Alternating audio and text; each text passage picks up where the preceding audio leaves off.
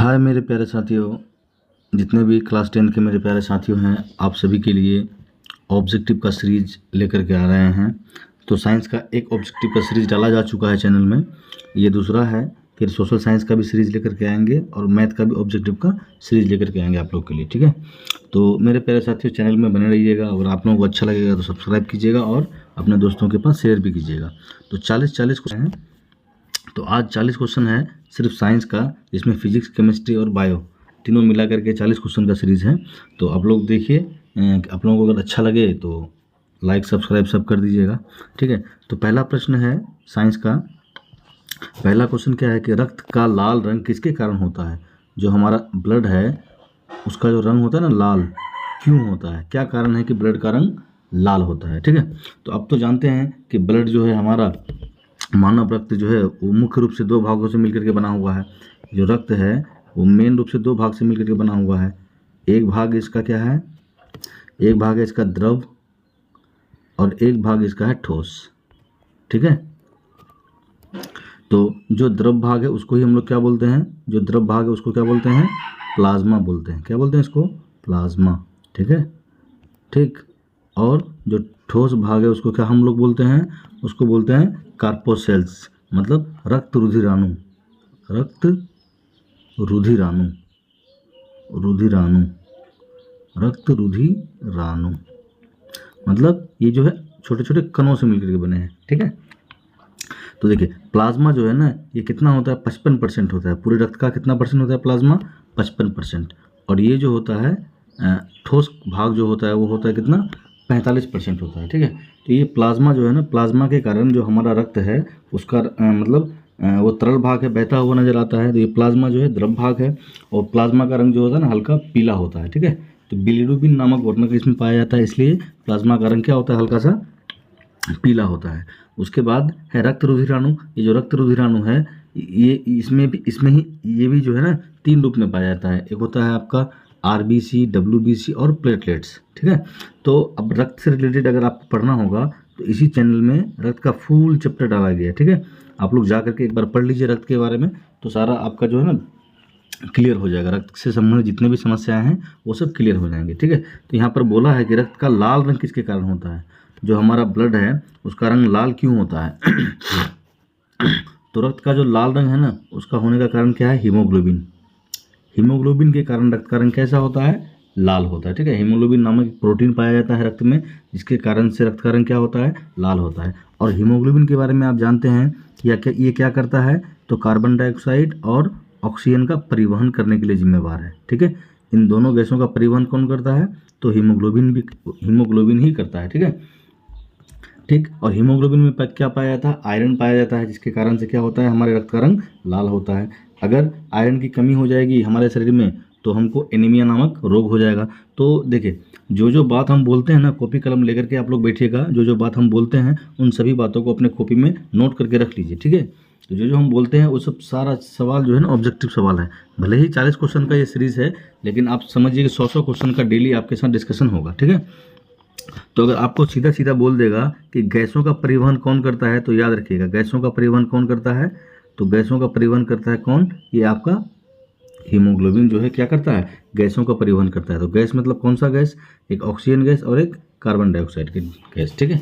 हम लोग जानते हैं ना कि रक्त जो है क्या करता है, हमारे हृदय से ब्लड को लेकर के शरीर के विभिन्न अंगों तक पहुंचाता है और विभिन्न अंगों से जो अशुद्ध रक्त होता है उसको लेकर के वापस हृदय में लाता है, ठीक है।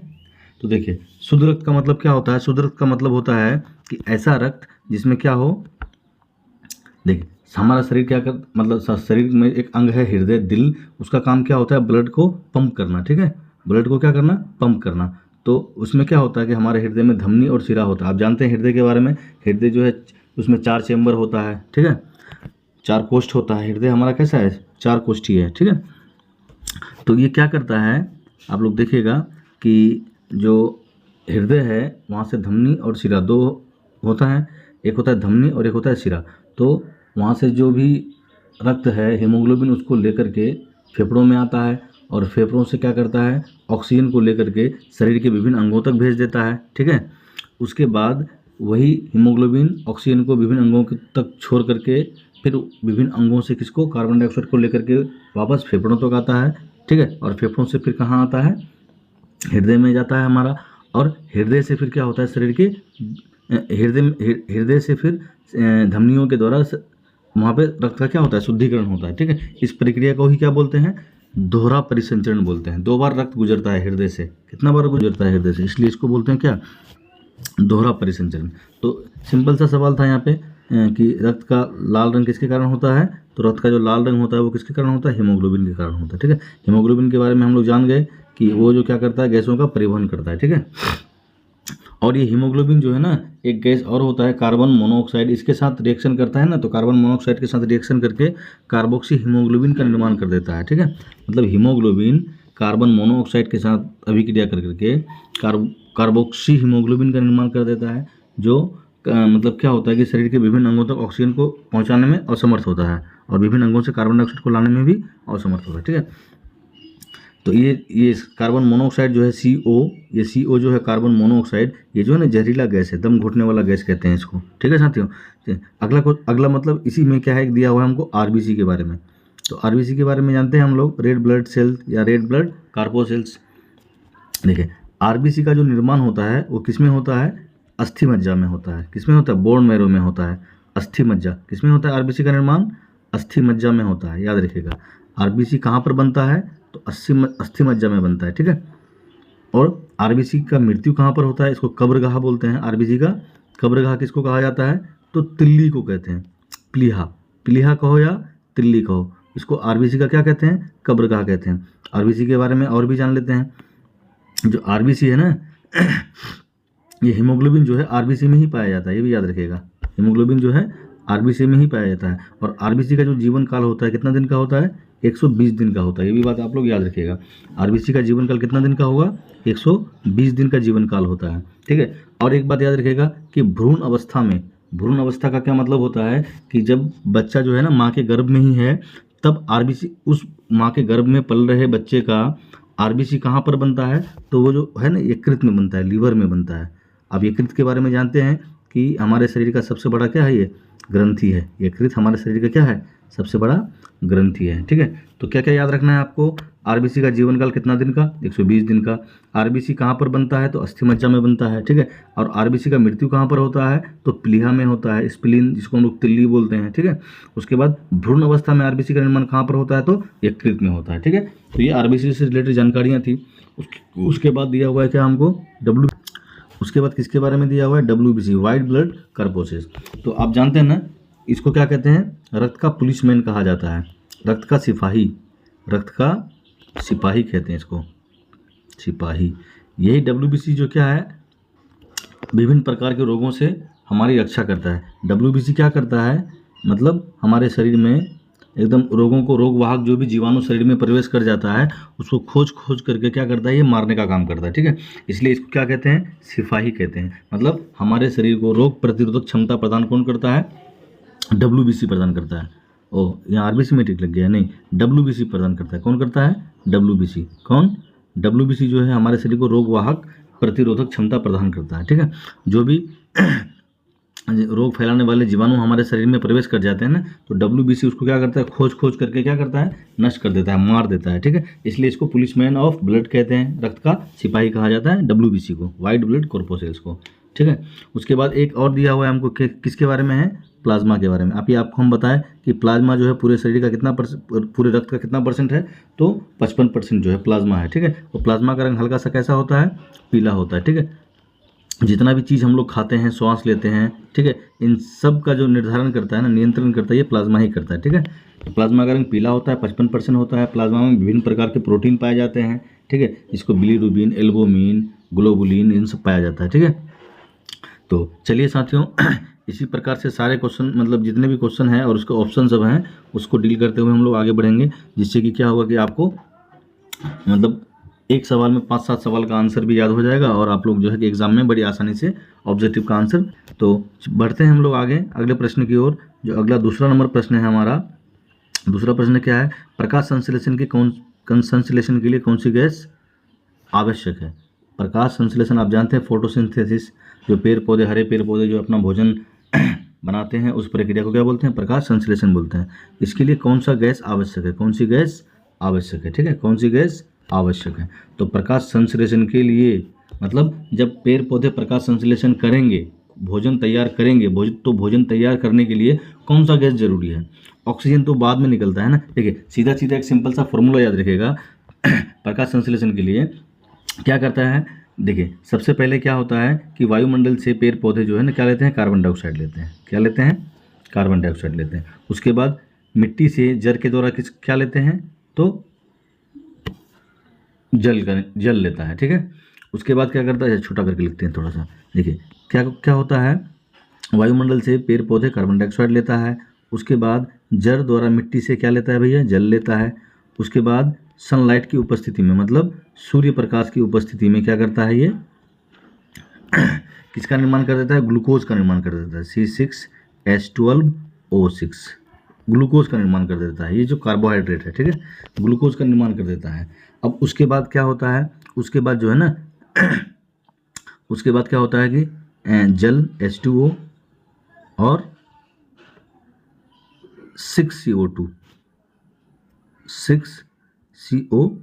का निर्माण करता है। उसके बाद क्या हो रहा है? छोटा करके लिखते हैं, एक ही लाइन में हट जाए। देखिए वायुमंडल से हरे पेड़ पौधे क्या लेता है भाई? तो कार्बन डाइऑक्साइड लेता है। जड़ द्वारा मिट्टी से क्या लेता है? जल को लेता है। और सूर्य प्रकाश की उपस्थिति में, यस मतलब सन, यस मतलब क्या हो गया यहाँ पे? सन। सूर्य प्रकाश की उपस्थिति में, सनलाइट की उपस्थिति में क्या करता है? ग्लूकोज का निर्माण कर देता है। किसका निर्माण कर देता है? ग्लूकोज का निर्माण कर देता है। किसका निर्माण कर देता है? ग्लूकोज का निर्माण कर देता है। उसके बाद क्या करता है? कार्बन डाइऑक्साइड भी निकलता है। उसके बाद 6O2 ऑक्सीजन भी निकलता है। ठीक है तो यह है प्रकाश संश्लेषण का मतलब समीकरण। प्रकाश संश्लेषण अभिक्रिया के लिए अगर आपको पूछेगा कि एक समीकरण दिखाइए तो ये समीकरण आपको याद रखना पड़ेगा। ठीक है, तो देखिए अगर आपको पूछे प्रकाश संश्लेषण के दौरान मुख्य उत्पाद क्या है, तो ये जो है ना मुख्य उत्पाद है, ये प्रोडक्ट है, ये मुख्य उत्पाद है, ये प्रोडक्ट है, मेन प्रोडक्ट है ये। ठीक है, क्या है? ग्लूकोज। तो कहेगा आपको कि प्रकाश संश्लेषण के दौरान पेड़ पौधों का जो मुख्य प्रोडक्ट है, प्रकाश संश्लेषण होने के बाद क्या मुख्य रूप से निर्माण करता है? तो ग्लूकोज का निर्माण करता है। किसका निर्माण करता है? ग्लूकोज का निर्माण करता है। अच्छा, वहीं पर अगर आपको बोलेगा कि प्रकाश संश्लेषण के दौरान बाई प्रोडक्ट क्या है? उपोत्पाद। इसको क्या बोलते हैं? उपोत्पाद। तो ये जो है ना उपोत्पाद है, ये इसको क्या बोलते हैं हम लोग? उपोत्पाद बोलते हैं, उत्पाद नहीं, उपोत्पाद। ठीक है, ये ऑक्सीजन जो है ना, यही ऑक्सीजन को जब पेड़ पौधा अपना भोजन तैयार करता है, प्रकाश संश्लेषण के माध्यम से भोजन तैयार करता है, तब क्या छोड़ता है? वो कौन सा गैस का उत्सर्जन करता है? तो ऑक्सीजन गैस का उत्सर्जन करता है। इस ऑक्सीजन गैस को क्या बोलते हैं? उपोत्पाद बोलते हैं। और इसी ऑक्सीजन को हम लोग सांस के रूप में क्या करते हैं? ग्रहण करते हैं।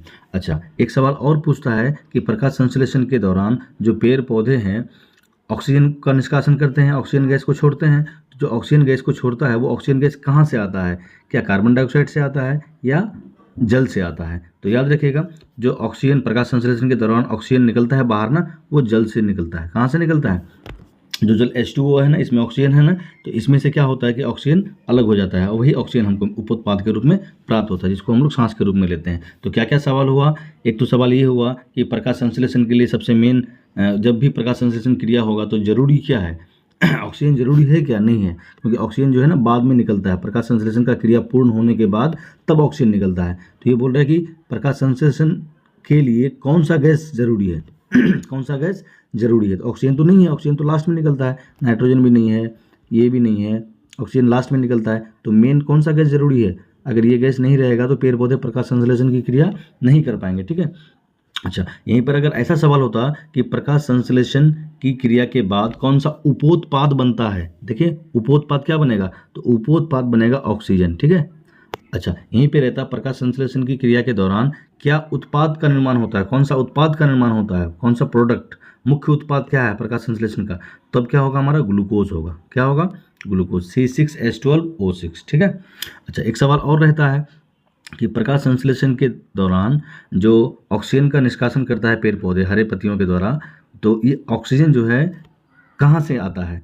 क्या कार्बन डाइऑक्साइड से आता है या जल से आता है? तो जल से आता है। याद रखिएगा, किससे आता है? जल से। जो ऑक्सीजन है ना उपोत्पाद, वो कहाँ से निकल के आता है? जल से निकल के के आता है। ठीक है, आशा करते हैं आप लोग को समझ में आ रहा होगा, और आप लोग कॉपी कलम अगर साथ में लिए होंगे तो उसको नोट करते भी चलिएगा, जिससे क्या होगा कि आपको पूरा समझ में आएगा बात, और साथ साथ में लिखते भी चलिए। अगर पहले एक बार समझ में नहीं आए तो आप वीडियो को दोबारा देखिएगा, आपको समझ में आएगा। ठीक है, चलते हैं अगले क्वेश्चन की तरफ। जो अगला क्वेश्चन है हमारा, ब्लू विट्रियोल। ठीक है, मतलब नीला थोथा। ठीक है, ब्लू मतलब नीला होता है, विट्रियोल मतलब क्या होता है, थोथा। तो नीला थोथा का रासायनिक सूत्र क्या है? ठीक है, नीला थोथा। ठीक है, याद रखिएगा आप लोग, नीला थोथा। तो कॉपर सल्फेट को क्या कहते हैं? नीला थोथा कहते हैं, याद रखिएगा। कॉपर सल्फेट को क्या कहते हैं? इसको बोलते हैं नीला थोथा। क्या बोलते हैं इसको? नीला थोथा। नीला थोथा कहा जाता है कॉपर सल्फेट को। ठीक है, नीला थोथा। और इसको कहते हैं हम लोग क्या, और इसको क्या कहा जाता है, इसको क्या कहा जाता है, ये याद रखिएगा आप लोग। ठीक है, तो कॉपर सल्फेट को कहते हैं क्या? नीला थोथा। और एक और होता है H2SO4, जिसको अम्लों का राजा कहते हैं ना, इसको कहते हैं हरा थोथा। क्या बोलते हैं इसको? हरा थोथा। हरा कशिश या हरा थोथा एक ही बात है, नीला कशिश या नीला थोथा एक ही बात है। ठीक है, याद रखिएगा। ठीक, ये दोनों सवाल ज़्यादा पूछता है कि नीला थोथा या नीला कशिश का फॉर्मूला क्या है, तो कॉपर सल्फेट याद रखिएगा। अच्छा, हरा कशिश या हरा थोथा का क्या फॉर्मूला होता है, तो ये H2SO4। ठीक है, H2SO4 सल्फ्यूरिक अम्ल बोलते हैं इसको। ठीक है, अम्लों का राजा इसी को कहा जाता है। ठीक है, किंग ऑफ केमिकल अम्लों का राजा इसी को कहते हैं। ठीक है ना। उसके बाद ये जो है ना, बैटरियों में तेजाब के रूप में इसी को भरा जाता है। ठीक, ध्यान रखिएगा। चलिए चलते हैं आगे की तरफ बढ़ते हैं हम लोग। अगला क्वेश्चन नंबर 4 को लेकर के आए। क्या है 4 नंबर क्वेश्चन को ध्यान से देखते हैं। 4 नंबर क्वेश्चन क्या पढ़ लीजिए आप लोग कि पेट में बनने वाला अम्ल कौन सा है। जो हमारा पेट है, ठीक है, उसमें कौन सा अम्ल बनता है। तो देखिए, हमारा पेट या अमाशय उसी को बोलते हैं। तो अमाशय में कौन सा अम्ल कौन सा अम्ल होता है, तो हमारे अमाशय में ना हाइड्रोक्लोरिक अम्ल होता है। कौन सा अम्ल होता है? हाइड्रोक्लोरिक अम्ल होता है। तो हमारा जो पेट है, हमारे अमाशय में कौन सा अम्ल होता है, तो हाइड्रोक्लोरिक अम्ल होता है, HCl होता है। ठीक है, और ये HCl क्यों होता है ये भी जान लीजिए आप लोग। तो देखिए, जो कुछ भी हम लोग खाते हैं ना, तो उसके साथ साथ क्या होता है कि कुछ जीवाणु कीटाणु हमारे शरीर में प्रवेश कर जाता है। ठीक है, और ये जो HCl है ना, क्या करता है, उन जो भोजन हम लोग खाते हैं, भोजन के साथ जो भी विषाणु जीवाणु हमारे शरीर में प्रवेश कर जाता है ना, उसको खोज करके क्या करता है, मारने का काम करता है। ठीक है, HCl। ठीक है, और वहीं पर क्या होता है कि अगर हमारे पेट में, हमारे अमाशय में HCl हाइड्रोक्लोरिक अम्ल की मात्रा अधिक हो जाती है ना, तब हमको क्या हो जाता है ना, अपच हो जाता है, मतलब खट्टा खट्टा डिकार आ जाता है। हमारा पेट क्या हो जाता है, खराब हो जाता है। ठीक है, तब हम लोग क्या पीते हैं, नींबू पानी पीते हैं, कोका कोला पीते हैं, थम्स अप पीते हैं, क्या, ठीक है ना। अच्छा, इसके तो हमारे पेट में कौन सा HCl का निर्माण क्यों होता है, क्योंकि ये जो कुछ भी हम लोग भोजन खाते हैं, तो कभी हाथ धोते हैं, कभी हाथ नहीं धोते हैं हम लोग, क्या, तो हम लोग को बढ़िया से अच्छी तरह से साबुन से हाथ धो करके तब खाना खाना चाहिए। तो जो कुछ भी भोजन खाते हैं उसके साथ जो भी जीवाणु विषाणु कीटाणु आ जाता है शरीर में, तो उसको क्या करता है कि ये HCl जो है खोज करके नष्ट कर देता है। ठीक है, तो याद रखिएगा कि हमारे अमाशय में कौन सा अम्ल होता है, तो HCl होता है। ठीक, अच्छा, उसके बाद है H2SO4, जिसको अभी हम बताएं, इसको क्या कहते हैं भाई, हरा कशिश बोलते हैं। क्या बोलते हैं इसको? हरा कशिश या इसी को कहा जाता है क्या, हरा थोथा। ठीक है, और यही H2SO4 जो है सल्फ्यूरिक अम्ल है, अम्लों का राजा इसी को कहते हैं। अच्छा, ये H2SO4 जो है ना, बैटरियों में जो पानी होता है ना, बैटरियों में जो द्रव होता है भरा हुआ, ठीक है, वही होता है ये H2SO4। जो तेजाब है, तेजाब का फॉर्मूला अगर आपको बोल दे तो यही होता है H2SO4। ठीक है, ये भी याद रखिएगा आप लोग। ये HNO3 ये भी जो है प्रबल अम्ल है, ये जो है दुर्बल अम्ल है। ठीक है, अम्लों के बारे में भी एक चैप्टर लेकर के आएंगे हम लोग, तो अम्लों से रिलेटेड आपको बता देंगे कौन कौन प्रबल अम्ल है, कौन कौन दुर्बल अम्ल है। ठीक है, चलिए आगे बढ़ते हैं 5वां प्रश्न की तरफ। जो 5वां प्रश्न हमारा, लेंस का फोकस दूरी किस में मापा जाता है। जो लेंस है उसका फोकस दूरी को अगर मापना हो तो किससे मापते हैं। देखिए, ये होता है लेंस, ये क्या होता है आपका लेंस, ये होता है आपका उत्तल लेंस, और ये क्या होता है आपका अवतल लेंस। ठीक है, तो इसका फोकस दूरी को अगर मापना हो, किसको मापना हो, फोकस दूरी को अगर मापना हो तो फोकस दूरी को या तो मीटर में मापेंगे या सेंटीमीटर में मापेंगे। ठीक है, या तो मीटर में मापेंगे या किस में मापेंगे, सेंटीमीटर में मापेंगे। ठीक है, तो लेंस की फोकस दूरी किस में मापते हैं, मीटर या सेंटीमीटर में, मीटर या सेंटीमीटर में मापते हैं। ठीक है, अच्छा, वहीं पर एक और आता है, लेंस की क्षमता का मात्रक क्या होता है। तो लेंस की क्षमता का जो मात्रक अगर पूछेगा कि लेंस की क्षमता का मात्रक अगर आपसे पूछ दिया जाए तो क्या होता है भाई, डाईऑप्टर होता है। यह भी याद रखिएगा आप लोग, क्या होता है, डाईऑप्टर। लेंस की क्षमता का मात्रक क्या होता है, डाईऑप्टर होता है। ठीक है, लेंस की क्षमता का मात्रक क्या होता है? डाइऑप्टर होता है, ठीक है। अच्छा, उसके बाद क्या दिया हुआ ऑप्शन में? वाट किसका मात्रक होता है? तो विद्युत शक्ति का मात्रक होता है वाट। किसका मात्रक होता है? वाट। तो विद्युत शक्ति का मात्रक क्या होता है हमारा? वाट होता है, ठीक है। उसके बाद जूल किसका मात्रक होता है?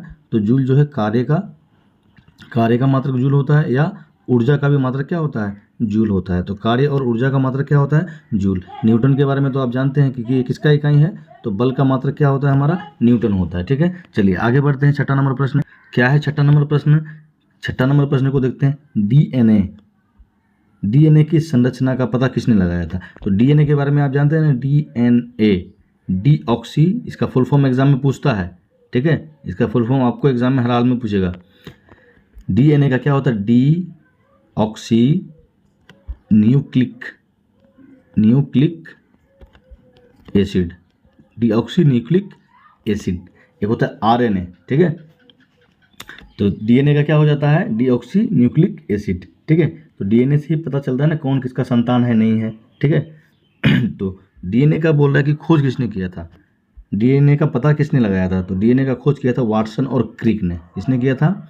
वाटसन और क्रिक ने, याद रखिएगा। डीएनए का खोज कौन किया था? वाटसन और क्रिक ने। और डीएनए का फुल फॉर्म अगर आपको पूछेगा तो नीचे हम लिख दिए हैं, ठीक है। डीऑक्सी राइबो न्यूक्लिक एसिड, ठीक है। Deoxy ribo, RHIBO, deoxy ribo तब न्यूक्लिक एसिड, ठीक है। Deoxy ribo nucleic acid.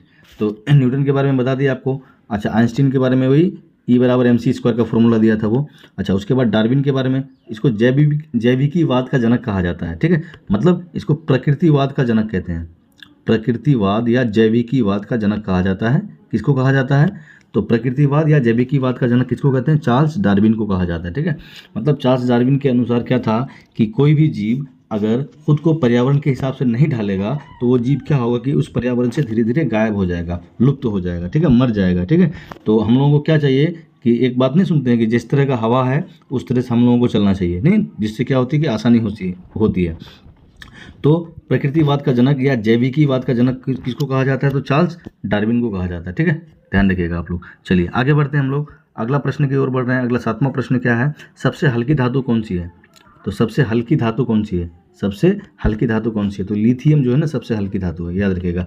अच्छा, यहीं पर क्या होता है कि कौन ऐसी धातु है जिसको जो काफ़ी क्या होता है? नरम होता है, जिसको आसानी से चाकू से हम लोग काट सकते हैं। तो आप शॉर्टकट में याद रखिएगा, लीनाक शॉर्टकट में याद रखेगा, ठीक है। तो सबसे नरम धातु, मुलायम धातु, ठीक है। सभी धातुएं कठोर होती है, लेकिन ये तीनों धातु ऐसा है कि जो क्या होता है? नरम होता है, काफ़ी नरम होता है, इसको आसानी से चाकू से हम लोग काट सकते हैं, ठीक है। तो ये लीनाक है। ली से क्या हो जाएगा हमारा? लिथियम। एन ए का मतलब क्या? ली से क्या हो गया? लिथियम। Na से क्या हो गया आपका? सोडियम। और के से क्या हो गया आपका? पोटेशियम, ठीक है, याद रखिएगा। ये जो है ना सबसे हल्की धातु है। कौन सा सबसे हल्की धातु हो गया हमारा? तो लिथियम सबसे हल्की धातु है। लेकिन अगर आपको एक सवाल ऐसा रहे कि कौन ऐसी धातु है जिसको आसानी से चाकू से भी काट सकते हैं हम लोग, काफ़ी मुलायम होता है वो, तो कौन ऐसा धातु है? तो याद रखिएगा लीनाक, ठीक है। कभी ऑप्शन में आपका ये रह जाएगा, कभी ये रह जाएगा, कभी ये रह जाएगा, इसलिए तीनों को याद रखना है। किस तरह से याद रखना है? लीनाक कहेंगे। Li से क्या हो गया? लिथियम। Na से क्या हो गया? सोडियम। के से क्या हो गया आपका? पोटेशियम, ठीक है।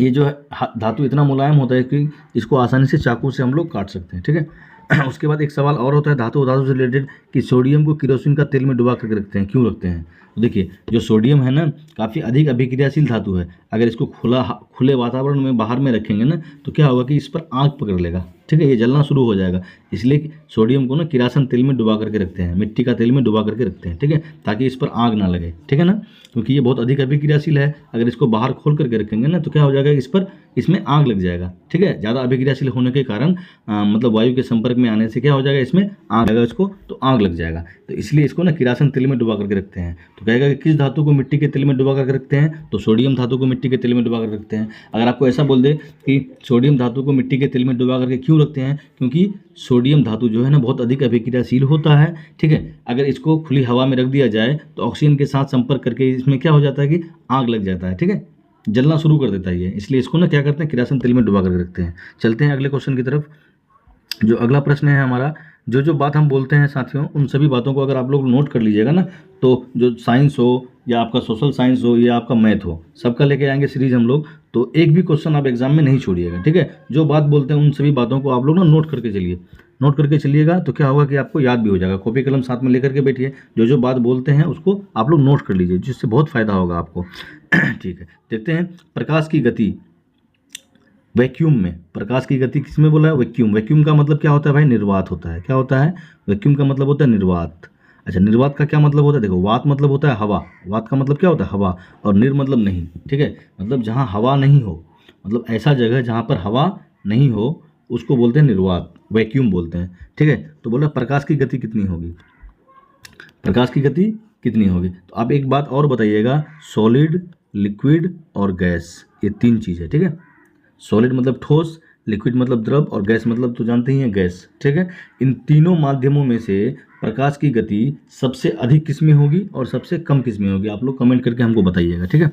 तीनों माध्यम में देखिए तो यहाँ पर हमको क्या बोला है कि जो प्रकाश की चाल है वो निर्वात में कितनी होती है? तो प्रकाश की चाल निर्वात में कितनी होती है भाई? बताइए आप लोग खुद बताइए, बताइए। 3 लाख किलोमीटर पर सेकेंड होता है ना? कितना होता है? 3 लाख किलोमीटर पर सेकेंड, 3 लाख किलोमीटर पर सेकेंड, 3 लाख किलोमीटर पर सेकेंड होता है किसका चाल? प्रकाश का चाल निर्वात में। अब ये 3 लाख किलोमीटर को मीटर पर सेकेंड बना देंगे तो ये वाला ऑप्शन हो जाएगा। कौन सा ऑप्शन होगा? 3 गुना 10 पर पावर 8 मीटर पर सेकेंड स्क्वायर। ये ध्यान रखिएगा, कभी कभी क्या हो जाता है ना, यही 3 गुना 10 पर पावर 8 दे देगा, लेकिन यह मीटर पर सेकेंड ना दे करके किलोमीटर पर सेकेंड दे देगा, ठीक है। ये बात याद रखिएगा आप लोग। तो प्रकाश की चाल जो है सबसे अधिक कहाँ होती है? निर्वात में होती है। उस देखिए, अब इन तीनों ऑप्शन में अगर आपको दिया जाए कि सबसे अधिक प्रकाश का चाल किस में होगा, ठोस में होगा, द्रव में होगा ना गैस में होगा, तो इसमें सबसे अधिक होगा प्रकाश का चाल, याद रखिएगा। गैस में प्रकाश की गति सबसे ज़्यादा और ठोस में प्रकाश की गति सबसे कम, ये बात याद रखिएगा। और इसका उल्टा होता है, जो ध्वनि होता है ना, तो ध्वनि का जो है ना उल्टा हो जाता है। ध्वनि का चाल और प्रकाश का चाल दोनों क्या है? उल्टा है, ठीक है। ध्वनि का चाल ठोस में सबसे अधिक होता है और जो गैस है उसमें क्या होता है? गैस में कम होता है, ठीक है। याद रखिएगा आप लोग, ठीक। तो प्रकाश जो है ठोस, द्रव और गैस में अगर आपको बोल दे कि प्रकाश की गति सबसे अधिक होगी, तो सबसे अधिक किस में होगी? गैस में सबसे अधिक होगी, ठीक है। अच्छा, उसके बाद अगर आपको बोल दे प्रकाश की गति सबसे कम किस में होगी, तो सॉलिड में सबसे कम होगी। ठोस में प्रकाश की गति सबसे कम होगी, प्रकाश की चाल सबसे कम होगी, ठीक। चलते हैं आगे, बढ़ते हैं हम लोग, अगला क्वेश्चन को देखते हैं। 40 क्वेश्चन का सीरीज है साथियों, और हर एक क्वेश्चन को डीपली क्यों समझा रहे हैं? ताकि आपको आसानी हो, ऑब्जेक्टिव याद हो जाए, और आपके सामने में जो भी क्वेश्चन आए उसको आप बड़ी आसानी से हल कर सकते हैं, ठीक है। चलिए अगला प्रश्न को हम लोग देखते हैं कि ओम का नियम किससे संबंधित है। तो हम लोग देखिए, ओम के नियम के बारे में जानते हैं, जॉर्ज साइमन ओम ने दिया था ओम का नियम। ओम का नियम क्या था कि अगर कोई तार है, ये कोई क्या है? तार है, ठीक है। इसमें 2 पॉइंट है, एक पॉइंट हमारा ये ए है, एक पॉइंट हमारा क्या है? बी है। तो देखिए, ओम का नियम क्या था कि इस तार से होकर के बहने वाली विद्युत धारा मतलब आई, ठीक है, और इस तार के दोनों बिंदुओं के बीच जो इसका विभवांतर होगा, ठीक है, दोनों बिंदुओं के बीच जो इसका विभवांतर होगा, ठीक, और इस तार के द्वारा जो भी प्रतिरोध लगेगा आर, इन तीनों के बीच संबंध होता है। ये इसमें बहने वाली विद्युत धारा और इस कोई भी तार होगा प्रतिरोध लगाएगा ना, तो प्रतिरोध और उन दोनों बिंदुओं के बीच का जो विभवांतर है, वोल्टेज है, उन तीनों के बीच एक संबंध बताया था। वो क्या संबंध बताया था कि V बराबर देखो क्या संबंध बताया था वो कि V बटे आई बराबर आर होता है हर एक कंडीशन में। लेकिन ये बताया था कि मतलब जो प्रतिरोध निकाला जाएगा, आर मतलब प्रतिरोध होता है, रेजिस्टेंस होता है, वो तार का जो लंबाई हो, चौड़ाई हो, मोटाई हो, ठीक है, और तापमान जो है ना स्थिर रहना चाहिए, उस कंडीशन में ओम ने अपना नियम दिया था, ठीक है, जिसको हम लोग ओम का नियम कहते हैं। मतलब अगर कोई तार है उसमें से आई विद्युत धारा बह रही है और वो तार जो है आर का प्रतिरोध लगा रहा है और उन दोनों बिंदुओं के बीच का विभवांतर कितना है? भी है। तो इन दोनों में ना एक संबंध होगा, एक समीकरण होगा कि V बटे आई का मान अगर हम लोग निकालेंगे ना, जो R कांस्टेंट रहेगा, R क्या रहेगा?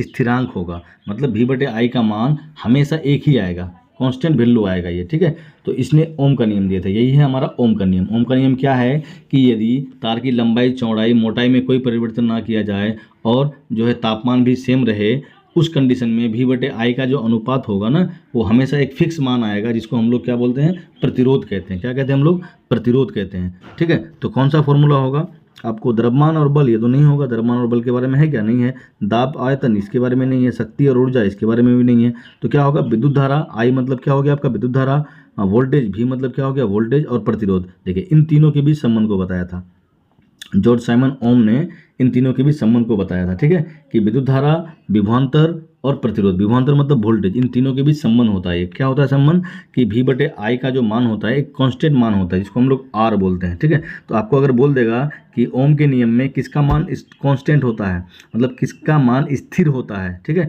तो R का मान जो होता है ना क्या होता है, स्थिर होता है, ये याद रखिएगा, ठीक है। ओम का नियम में किसका मान स्थिर होता है, 4 ऑप्शन दे देगा आपको, एक दे देगा आपको विभवांतर, दूसरा दे देगा विद्युत धारा, तीसरा दे देगा प्रतिरोध, चौथा दे देगा आपको विद्युत शक्ति। तो किसका मान स्थिर रहता है, ठीक है, ओम का नियम में किसका मान स्थिर रहता है, तो R का मान स्थिर रहता है। R का मतलब होता है रेजिस्टेंस, रेजिस्टेंस का मतलब क्या होता है, प्रतिरोध, ठीक है।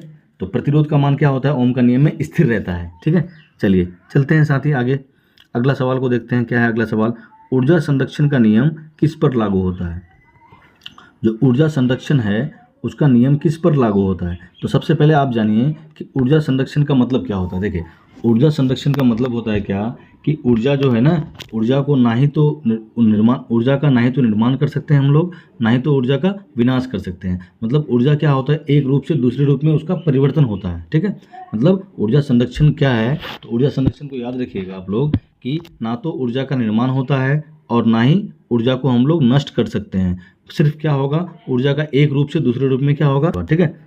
जैसे यांत्रिक ऊर्जा से क्या हो जाएगा, गतिज ऊर्जा, गतिज ऊर्जा से क्या हो जाएगा, यांत्रिक ऊर्जा, स्थितिज ऊर्जा, ठीक है।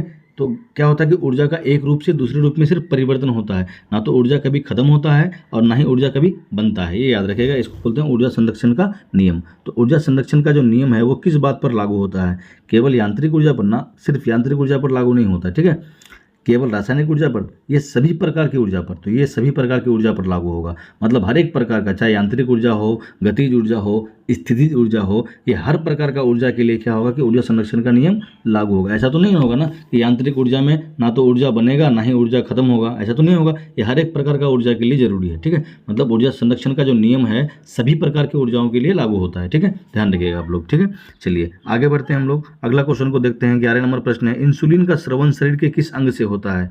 जो इंसुलिन क्या है, एक हार्मोन है, अंतःस्रावी ग्रंथियों से स्रावित होने वाला हार्मोन है। इसका स्रवण शरीर के किस अंग से होता है, मतलब शरीर के किस अंग से इंसुलिन हार्मोन निकलता है, ठीक है। तो सबसे पहले देख लीजिए, अगर आपका शरीर में एक अंग है अग्नाशय है, क्या है, पेनक्रियास बोलते हैं इसको, अग्नाशय है। ये क्या करता है ना भाई, हमारे शरीर में से ये पेनक्रियास जो क्या करता है, इंसुलिन निकलता है, इंसुलिन नामक हार्मोन निकलता है। और ये इंसुलिन नामक हार्मोन क्या करता है कि शरीर में रक्त, जो शरीर का रक्त है, रक्त में शुगर का स्तर को बनाए रखता है। मतलब जिसको शुगर का बीमारी नहीं हो जाता है, मतलब शुगर का स्तर को क्या करता है, कंट्रोल रखता है, मेंटेन रखता है ये इंसुलिन, ठीक है।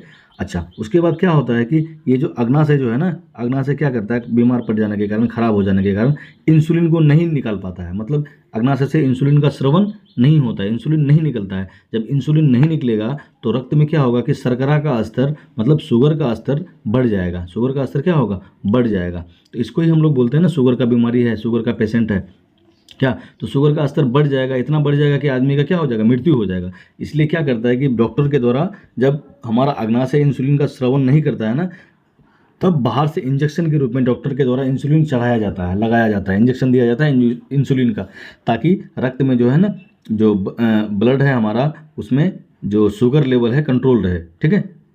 मतलब रक्त में शर्करा की स्थिति को नियंत्रित करने के लिए, कंट्रोल करने के लिए, अगर अग्नाशय इंसुलिन हार्मोन नहीं निकालता है तब हमको इंजेक्शन दिया जाता है डॉक्टर के द्वारा, ठीक है, याद रखिएगा आप लोग।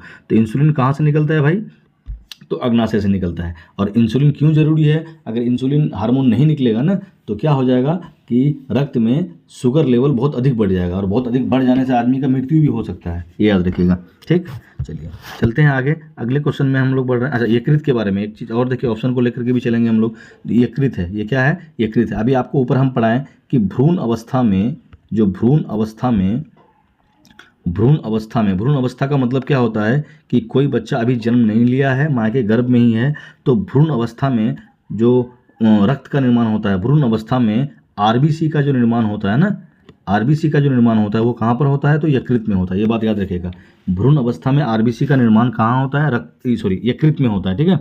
अच्छा वहीं पर सिर्फ अगर बोलता कि आरबीसी का निर्माण क्या होता है, भ्रूण अवस्था नहीं रहता, ठीक है, भ्रूण अवस्था नहीं रहेगा, सिर्फ रहेगा आरबीसी, तो तब आरबीसी का निर्माण कहाँ होगा? आप तो जानते हैं बोन मैरो में होगा, अस्थि मज्जा में होगा। किस में होगा? बोन मैरो में होगा। कहाँ होगा? बोन मैरो में होगा, अस्थि मज्जा में होगा। लेकिन अगर भ्रूण अवस्था लग गया है, उस कंडीशन में ब्लड का जो आरबीसी है उसका निर्माण होगा यकृत में, याद रखिएगा। ठीक, चलिए उसके बाद क्या है? गुर्दा के बारे में दिया गया है, जिसको हम लोग बोलते हैं किडनी। गुर्दा के बारे में दिया गया है, इसको क्या बोला जाता है? किडनी बोलते हैं हम लोग। ये जो गुर्दा है, इसका काम क्या है? इसका काम क्या है ना, जो भी रक्त में अशुद्धि कण, जो भी अशुद्ध पदार्थ मिला हुआ रहता है रक्त के अंदर ना, तो उसको छानने का काम करता है डायलिसिस विधि के द्वारा, मतलब रक्त का शुद्धिकरण का।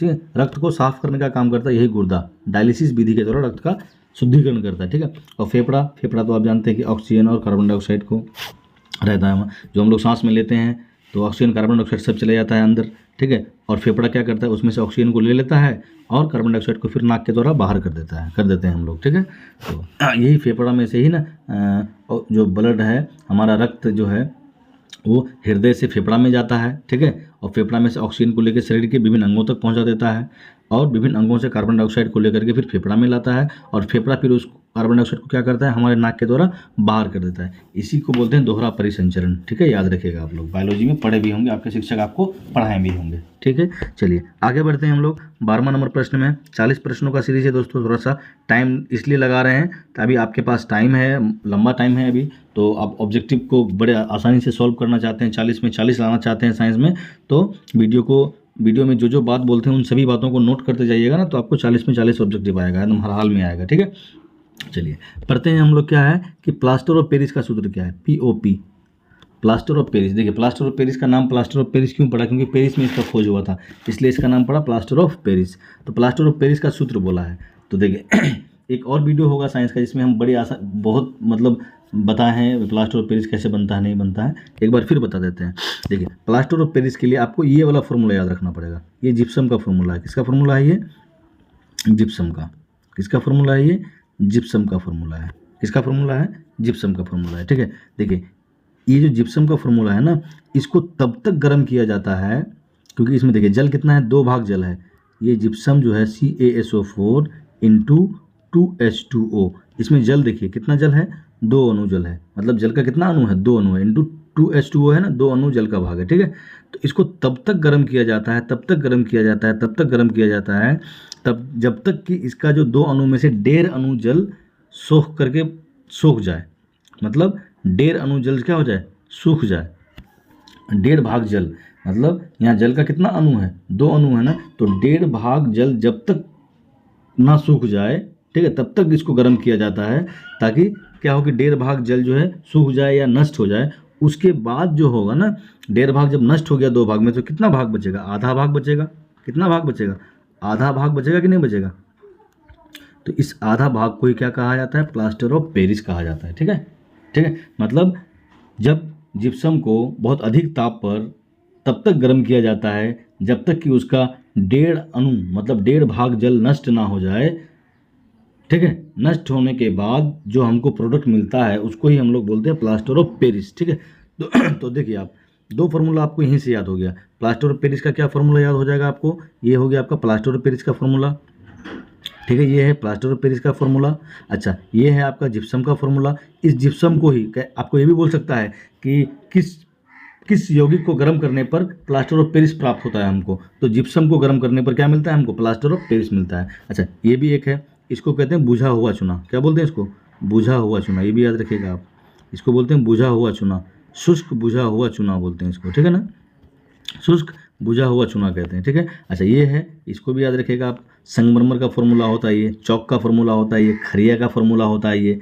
ठीक है, संगमरमर का कैल्शियम कार्बोनेट। अच्छा, ये कैल्शियम कार्बोनेट जो अंडा का कवच होता है, कवच जिसको हम लोग छील के खाते हैं, छिलका जिसको बोलते हैं अंडा का, तो अंडा का जो छिलका होता है, जो कवच होता है, उसमें यही पाया जाता है, कैल्शियम कार्बोनेट पाया जाता है। जो संगमरमर है यही है। जो चौक खरिया, जो चौक हम लोग लिखते हैं स्कूल में चौक, वो इसका ही फॉर्मूला ये कैल्शियम कार्बोनेट है। ठीक है, ध्यान रखिएगा आप लोग। अच्छा, एक बात और है आपका कि ये जो प्लास्टर ऑफ पेरिस का इसका इस्तेमाल क्या है? तो इसका इस्तेमाल क्या होता है, देखे होंगे आप, जब किसी व्यक्ति का हाथ पैर टूट जाता है तो डॉक्टर के पास वो जाता है और डॉक्टर जो है उस पर क्या करता है? सफ़ेद रंग का पट्टी बांध करके दे देता है। ठीक है, तो सफ़ेद रंग का जो पट्टी है ना, वही है हमारा क्या? Plaster of Paris. और ये जो प्लास्टर ऑफ पेरिस है, इसका यूज क्या करते हैं कि जो हड्डी उड्डी टूट गया है हाथ का पैर का, तो डॉक्टर के द्वारा उस हड्डी को सही जगह पर लाने के लिए, हड्डियों को फिर दोबारा जोड़ने के लिए ना प्लास्टर ऑफ पेरिस का इस्तेमाल करते हैं। अच्छा, ये प्लास्टर ऑफ पेरिस का और भी बहुत यूज है।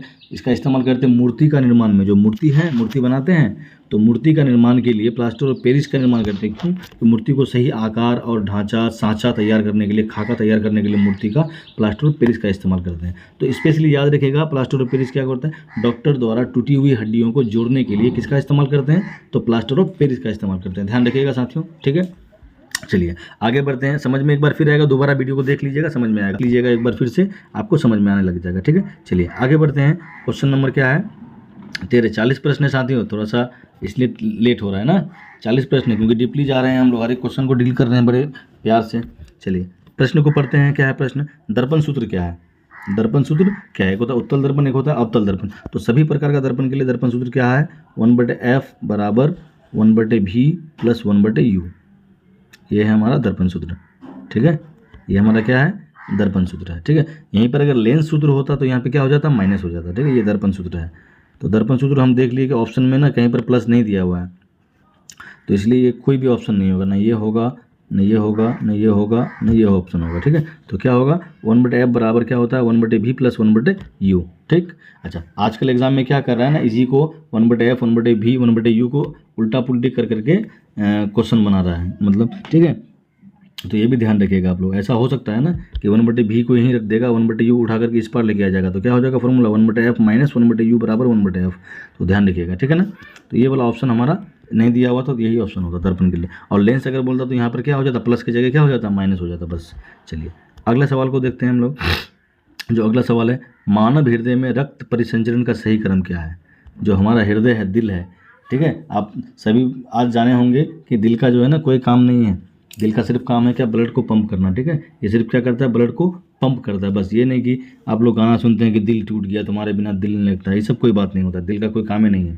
दिल अगर ये सब करेगा तो फिर ब्लड का पंप कैसे करेगा, जब ब्लड का पंप नहीं करेगा तो जिंदा कैसे रहोगे। तो दिल का सिर्फ एक काम है, ब्लड को पंप करना, ठीक है, बस, और कुछ नहीं है, ठीक है। तो बोलता है कि मानव हृदय में रक्त परिसंचरण, ठीक है, किस तरह से होता है, रक्त जो है किस तरह से बहता है। तो देखिए, सबसे पहले हृदय से डायरेक्ट अंग में जाता है क्या, ना, हृदय से डायरेक्ट अंग में जाएगा ना, हृदय से जाएगा पहले फेफड़ा में, वहाँ से ऑक्सीजन लेगा और ऑक्सीजन लेके जाएगा शरीर के सभी अंगों में। तो हृदय से कहाँ जाएगा, हृदय से कहाँ जाएगा, हृदय से जाएगा आपका, ये देखो क्या है, अंग से हृदय, उल्टा हो गया, नहीं होगा। हृदय से यकृत भक्त, ये भी नहीं होगा क्या।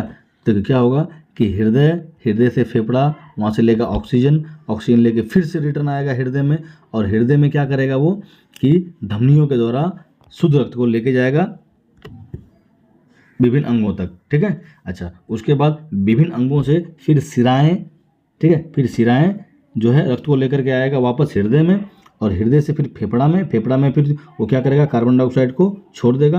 वो कार्बन डाइऑक्साइड फिर हम लोग क्या करेंगे कि नाक के माध्यम से बाहर निकाल देंगे, फिर बचा हुआ रक्त कहाँ चला जाएगा, हमारा हृदय में, ठीक है। ये काम जो है ना, जब हम सो करके रहते हैं तब भी करता है हृदय। हृदय कभी भी रुकता नहीं है, हमेशा काम करते रहता है। अगर हृदय रुक गया आपका तो आप समझ लीजिए आप हमेशा के लिए स्वर्ग सिधार गए हैं, परलोक पधार गए हैं आप, ठीक है। तो ध्यान रखिएगा आप लोग कि मानव हृदय में जो है ना, देखिए जो रक्त जो है हृदय में 2 चरण में गुजरता है, एक बार अभी, एक बार फिर ऑक्सीजन मिलने के बाद। तो इसलिए इसको क्या बोलते हैं, रक्त का दोहरा परिसंचरण। रक्त का दोहरा परिसंचरण से आप क्या समझते हैं, एक सवाल पूछता है आपका एग्जाम में। तो दोहरा परिसंचरण का मतलब क्या होता है कि रक्त जो है ना, एक बार हृदय से फेफड़ा में जाता है, फिर फेफड़ा से ऑक्सीजन को लेकर के हृदय में आता है, फिर हृदय से क्या करता है वो धमनियों के द्वारा शुद्ध रक्त को शरीर के विभिन्न अंगों तक पहुंचा दिया जाता है, और विभिन्न अंगों से कार्बन डाइऑक्साइड मिला हुआ रक्त को वापस हृदय में लाता है, और हृदय से फिर सिराओं के द्वारा लाया जाता है। फिर वो सिराएं क्या कर दे, क्या महाशिरा जिसको बोलते हैं हम लोग, महाशिरा फिर उसको कहाँ भेज देता है, महाधमनी फिर उसको कहाँ भेज देता है, फेफड़ा में, और फेफड़ा में से फिर क्या होता है, कार्बन डाइऑक्साइड अलग हो जाता है, छन जाता है, छानने का काम करता है फेफड़ा, उसको छान करके कार्बन डाइऑक्साइड को फिर हम लोग नाक के द्वारा बाहर कर देते हैं, फिर बचा हुआ रक्त कहाँ जाता है, हमारा हृदय में आ जाता है, ठीक है। तो सही आंसर क्या हो जाएगा, बी हो जाएगा। चलिए अगले प्रश्न की ओर बढ़ते हैं। अगला जो 15वां प्रश्न है हमारा, मानव में विटामिन, जो मानव है मानव में विटामिन डी की कमी से कौन सा नामक रोग होता है? तो देखिए बहुत से विटामिन है जिसकी कमी से बहुत तरह का रोग होता है। तो विटामिन डी की कमी से क्या होता है, हड्डी जो है ना नरम हो जाता है, कमज़ोर हो जाता है, रिकेट्स हो जाता है, जो कि बाद में वो हड्डी टेढ़ा उड़ा हो जाता है, ठीक है। तो रिकेट्स नामक रोग हो जाता है। और हम लोग जानते हैं कि सूर्य का रोशनी में हमको क्या मिलता है, विटामिन डी मिलता है, याद रखिएगा। जो मछली है, मछली का मुंडी जो खाते हैं उसमें विटामिन डी मिलता है, ठीक है। तो सूर्य का रोशनी, सूर्य प्रकाश हमको सुबह सुबह लेना चाहिए ताकि विटामिन डी मिलेगा और हमारा हड्डी क्या होगा, मजबूत होगा, ठीक है। और अस्कर्वी जो जानते हैं आप लोग, जो त्वचा रोग है, अस्कर्वी विटामिन सी की कमी से होता है। बेरी बेरी जो विटामिन बी की कमी से होता है। एनीमिया जो है आयरन की कमी से होता है। किसी कमी से होता है भाई, आयरन की कमी से एनीमिया नामक रोग होता है, याद रखिएगा आप लोग, ठीक। चलिए आगे बढ़ते हैं 16वां प्रश्न में। 16 प्रश्न है, देखिए वीडियो लंबा इसलिए होगा क्योंकि आपको ना हर एक मतलब एक सवाल से रिलेटेड 4-5 आंसर आपको बताते जा रहे हैं, ठीक है। तो इसलिए ना थोड़ा लेट हो रहा है। सवाल एक है, भले ही लिखा हुआ एक सवाल है, लेकिन उसमें से आपको ना 5-7 सवाल का डील हो रहा है। तो आप लोग ध्यान से, ऐसा नहीं कि काफ़ी लंबा वीडियो है, आप लोग पढ़िएगा, ठीक है। एक सवाल की जगह में 5 सवाल को एक बार में हम लोग पढ़ रहे हैं, तो कितनी मतलब अच्छी बात है। तो लेट होगा आप लोग स्पीड थोड़ा बढ़ा करके देखिएगा, आपको अच्छा होगा, ठीक है। आपके लिए क्या है, पौधों में भोजन बनाने की क्रिया क्या कहलाती है? अभी ऊपर ही एक प्रश्न आया था, पौधों में भोजन बनाने की प्रक्रिया क्या कहलाती है भाई? तो प्रकाश संश्लेषण कहलाती है, सीधा सीधा बात है, ठीक है। अच्छा, उसके बाद एक बात और होता है ना, जो हम लोग भोजन खाते हैं ना, तो भोजन का पचना शुरू कहाँ से होता है? भोजन का जो है ना पाचन शुरू कहाँ से होगा, कहाँ से शुरू हो जाता है? तो मुख से, मुख गुहा से भोजन पचना शुरू हो जाता है, ठीक है। अच्छा, भोजन का अगर कहेगा कि पूर्ण पाचन कहाँ होता है, पूरी तरह से कहाँ पचता है, पूर्ण पाचन कहाँ होता है? तो पूर्ण पाचन जो होता है वो होता है हमारा छोटी आंत में, ये भी याद रखिएगा, छोटी आंत। छोटी आंत में भोजन का क्या होता है, पूर्ण पाचन होता है, ठीक है। अच्छा, वहीं पर एक बात और याद रखिएगा कि प्रोटीन कहाँ पर पचता है? जो हम लोग खाते हैं, दाल वगैरह खाते हैं, उसमें से क्या मिलता है हमको, प्रोटीन मिलता है। तो प्रोटीन कहाँ पर पचता है? तो प्रोटीन का पाचन कहाँ पर होता है? जो हम लोग खाते हैं ना, दाल वगैरह खाते हैं, अंडा वंडा, तो ये प्रोटीन मिलता है हमको। तो प्रोटीन कहाँ पर पचता है? तो प्रोटीन जो पचता है हमारा अमाशय में पचता है। कहाँ पर पचता है भाई? अमाशय। प्रोटीन का पाचन कहाँ होता है? प्रोटीन का पाचन कहाँ होता है? अमाशय में। अच्छा, जल जो हम लोग पीते हैं, जल का पाचन कहाँ होता है? तो जल का पाचन जो होता है बड़ी आंत में होता है। कहाँ पर होता है? बड़ी आंत में क्या होता है भैया? जल का पाचन होता है। ये सब याद रखिएगा भैया, हर एक एग्जाम में इससे ही प्रश्न आते हैं, ठीक है। प्रोटीन कहाँ पचता है, जल कहाँ पचता है, भोजन जो है कहाँ से पचना शुरू हो जाता है, प्रारंभ हो जाता है? तो मुख से। जब हम लोग भोजन मुंह में डालते हैं अपना, तब से ही भोजन का पचना शुरू हो जाता है, ठीक है। और अच्छी तरह से पूर्ण रूप से कहाँ पर पचता है? तो वो पूर्ण रूप से कहाँ पर पचता है? तो छोटी आंत में पचता है। और जो भी हम लोग जल वगैरह लेते हैं, वो जल कहाँ पचता है? तो बड़ी आंत में पचता है, याद रखिएगा, ठीक है। चलिए अगले क्वेश्चन को देखते हैं। अगला क्वेश्चन क्या है कि दूरदृष्टि दोष, हाइपरमेट्रोपिया को किससे सुधारा जाता है? देखिए सीधा सीधा बात है, इसको याद रखिएगा आप लोग, UDAN, और कुछ याद मत रखिएगा, उड़ान। UDAN क्या हो गया? उड़ान। क्या हो गया भाई? उड़ान। तो इन दोनों को एक कर दीजिए, इन दोनों को एक कर दीजिए, ठीक है। देखिए डी से क्या हो गया आपका? डी से क्या हो गया आपका? दूरदृष्टि। डी से दूर, ठीक है, दूरदृष्टि, ठीक है। तो डी से दूरदृष्टि, और उसके पहले क्या लिखा हुआ है? यू से मतलब हो गया क्या आपका? उत्तल लेंस। क्या हो गया आपका? उत्तल लेंस। क्या? देखिए डी से दूर हो गया, दूर, और यू से क्या हो गया? उत्तल। ये ऐसे याद रह जाएगा आपको। अच्छा, एन से क्या हो गया? निकट। निकट दृष्टि इसको बोलते हैं हम लोग। एन से क्या हो जाएगा? निकट, निकट दृष्टि। और उससे ए, उसके पहले क्या है? ए का मतलब क्या होता है भाई? अवतल लेंस, ठीक है। याद हो जाएगा यार, कितना आसान ट्रिक है, ठीक है ना। अगर दूरदृष्टि बोला है, दूर, तो उड़ान कैसे लिखते हैं? UD। तो डी से पहले क्या है? यू है, तो दूर, डी से दूरदृष्टि, और यू से क्या हो गया? उत्तल लेंस, ठीक हो गया। अच्छा, अब क्या है? उड़ान, एन से क्या हो गया हमारा? निकट दृष्टि, और ए से क्या हो गया आपका? ए से हो गया आपका अवतल लेंस, ठीक है, याद रह जाएगा आपको। चलिए आगे बढ़। तो क्या सवाल है? सवाल है हमारा, यदि वस्तु को दर्पण के ध्रुव और फोकस के बीच रखा जाए, मतलब ये अगर एक दर्पण है हमारा, ठीक, अवतल दर्पण ही लेके चल रहे हैं, ठीक है। तो ये हमारा हो गया F, ये हमारा हो गया क्या? P, और यहाँ पर कोई वस्तु रखा हुआ है, ठीक है। तो F और P के बीच अगर कोई वस्तु रखा हुआ रहेगा ना, तो इसका जो प्रतिबिंब बनेगा भैया पीछे की तरफ बनेगा, ठीक है। कहाँ बनेगा? पीछे की तरफ प्रतिबिंब बनेगा। और वो प्रतिबिंब पीछे की तरफ जो भी बनता है, वो क्या होता है? आभासी होता है, सीधा होता है, वस्तु से बड़ा होता है। तो क्या इसका ऑप्शन होगा? आभासी, सीधा और वस्तु से बड़ा, ठीक है। क्या होगा, आभासी सीधा और वस्तु से क्या हो जाएगा भाई, बड़ा हो जाएगा। चलिए आगे बढ़ते हैं आगे बढ़ते हैं। क्या है, वीडियो काफ़ी लंबा हो रहा है इसलिए थोड़ा सा तेज चलते हैं, ठीक है। वैसे क्वेश्चन भी जरा छोटा छोटा क्वेश्चन है। दांतों की सुरक्षा के लिए टूथपेस्ट कैसा होना चाहिए। तो देखिए हम लोग जब ब्रश करते हैं तो देखिए हम ब्रश क्यों करते हैं, अगर 2-3 दिन तक हम ब्रश नहीं करेंगे ना तो हमारा मुंह जो है ना खट्टापन हो जाता है, डकार आने लगेगा, मुंह जो है ना खट्टा खट्टा बदबू आने लगेगा मुंह से, हमको खुद खट्टा लगेगा। 2 दिन तक ब्रश मत कीजिए आप, तो आपका दांत क्या हो जाएगा, खट्टा हो जाएगा। तो खट्टा को दूर करने के लिए क्या करेंगे, हम छार लगाएंगे ना, क्षारीय प्रकृति का होना चाहिए, कोलगेट वगैरह जो भी है। चलिए अगले क्वेश्चन को चलते हैं। खाने का सोडा क्या है सवाल, जल्दी में चलेंगे थोड़ा। खाने का नमक, जो साधारण नमक होता है उसका फॉर्मूला क्या होता है, सीधा सिंपल सा बात है, साधारण नमक का क्या फॉर्मूला होगा। तो साधारण जो नमक है उसका क्या फॉर्मूला होगा, साधारण नमक NaCl होता है ना, साधारण नमक का फॉर्मूला ये हो जाएगा, साधारण नमक का फॉर्मूला। क्या सिंपल सा बात है। अच्छा इसको क्या बोलते हैं भैया, इसको बोलते हैं धोबन सोडा। क्या बोलते हैं इसको, धोबन सोडा। क्या बोलते हैं इसको, धोबन सोडा कहते हैं। धोबन सोडा का वाशिंग सोडा, धोबन सोडा। अच्छा ये इसी का इस्तेमाल होता है जल की अस्थायी कठोरता को दूर करने के लिए। जल जो है पानी, उसकी अस्थायी कठोरता, जो जल है ना भैया, जल जो पानी हम लोग पीते हैं, तो जल की अस्थायी कठोरता को दूर करने के लिए, जल की अस्थायी कठोरता हटाने के लिए, जल की अस्थायी कठोरता हटाने के लिए इस्तेमाल करते हैं भैया। किसका इस्तेमाल करते हैं, तो याद रखिएगा जल की अस्थायी कठोरता को हटाने के लिए यही सोडियम कार्बोनेट का इस्तेमाल करते हैं, ठीक है। ये सब बात को लिख लीजिए आप लोग, ठीक है, ये सबको लिख लीजिएगा तो याद हो जाएगा आपको। धोबन सोडा का फॉर्मूला, इसी को वाशिंग सोडा बोलते हैं। अच्छा जल का अस्थायी कठोरता को हटाने के लिए किसका इस्तेमाल करते हैं, यही सोडियम कार्बोनेट का इस्तेमाल करते हैं, ठीक है। अच्छा एक और है इसमें, ऑप्शन सी को लेकर चलेंगे, ठीक है। ऑप्शन सी क्या है, देखिए ऑप्शन सी क्या है, इसको बोलते हैं बेकिंग सोडा, इसको बोलते हैं बेकिंग सोडा, ठीक है। बेकिंग पाउडर, बेकिंग सोडा, इसको खाने वाला सोडा भी बोलते हैं। क्या बोलते हैं इसको, खाने वाला सोडा, खाने वाला सोडा, ठीक है, खाने वाला सोडा बोलते हैं, ठीक है। अच्छा ये जो खाने वाला सोडा है इसका इस्तेमाल किस में होता है, जो पकोड़ा बनाते हैं हम लोग, पकोड़ा पकौड़ी जो फूलता है, ठीक, जो खास्ता खाते हैं, खास्ता बनाने में इसका इस्तेमाल करते हैं, ठीक है, भोजन में, ठीक, फूलता है ना भोजन, उसमें बेकिंग पाउडर, इसको मैं उसको ये बनाने में भी, जो हम लोग पावरोटी वगैरह बनाते हैं, थोड़ा इसको डाल देते हैं, इस पाउडर को हल्का सा डाल देते हैं, सफ़ेद रंग का होता है, जिसकी क्या होता है वो फूलता है, गुलगुल्ला वगैरह बनाने में भी इसका इस्तेमाल होता है, ठीक है। चलिए अगले प्रश्न की तरफ बढ़ते हैं। बेकिंग सोडा का रासायनिक नाम क्या है, बेकिंग सोडा अभी हम लोग पढ़े, जो बेकिंग सोडा का क्या है, NaHCO3 था, क्या था, NaHCO3 ये था ना। तो सोडियम कार्बोनेट ये तो नहीं है, ये तो धोबन सोडा का है। क्या है, सोडियम हाइड्रोक्साइड ये भी नहीं है, हाइड्रोक्साइड होता तो OH रहता ना, हाइड्रोक्साइड का क्या मतलब होता है, OH रहेगा तब ना हाइड्रोक्साइड होगा। अच्छा sodium bicarbonate, sodium chloride, chloride तो होगा नहीं, क्लोराइड होगा नहीं होगा, Cl होना चाहिए, तो क्या होगा, सोडियम बाइकार्बोनेट ये, ठीक है, सोडियम बाइकार्बोनेट याद रखिएगा, ठीक, सोडियम बाइकार्बोनेट या सोडियम हाइड्रोजन कार्बोनेट, बाइकार्बोनेट को या हाइड्रोजन कार्बोनेट को, एक ही बात है, ठीक है। चलिए अगले क्वेश्चन में बढ़ते हैं हम लोग। 22 नंबर में थोड़ा स्पीड में अब चलेंगे, काफ़ी लंबा हो रहा है वीडियो।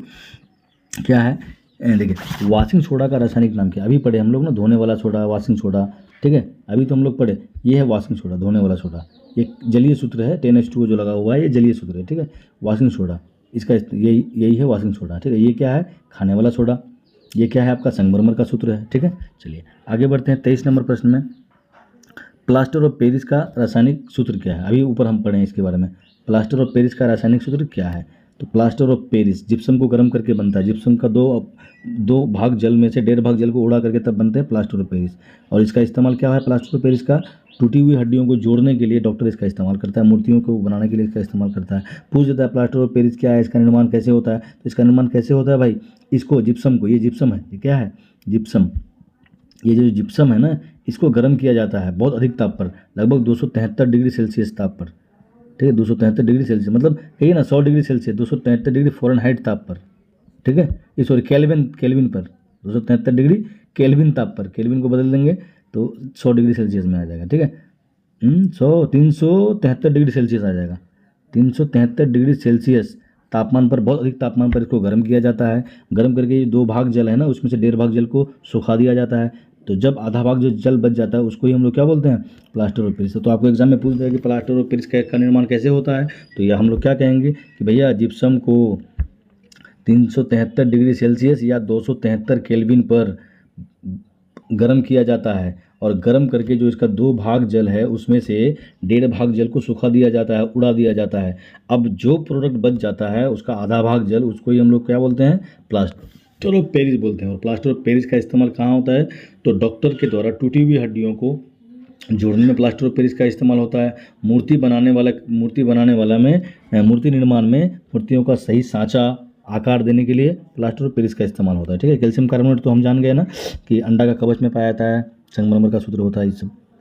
चलिए, हीरे में प्रत्येक कार्बन परमाणु, देखिए हीरे में प्रत्येक कार्बन परमाणु, जो हीरा है ना, प्रकृति में पाया जाने वाला सबसे कठोर पदार्थ क्या होता है? हीरा होता है। तो हीरे में प्रत्येक कार्बन परमाणु कितने? 4 कार्बन परमाणु से जुड़े रहते हैं। ठीक है। इसलिए हीरा क्या होता है? काफ़ी कठोर होता है। और हीरा क्या है? कार्बन का अपर रूप है। जो कार्बन है उसका 3 अपर रूप है, जानते हैं आप लोग ना। जो कार्बन है उसका 3 अपर रूप है। कार्बन का कितना अपर रूप है?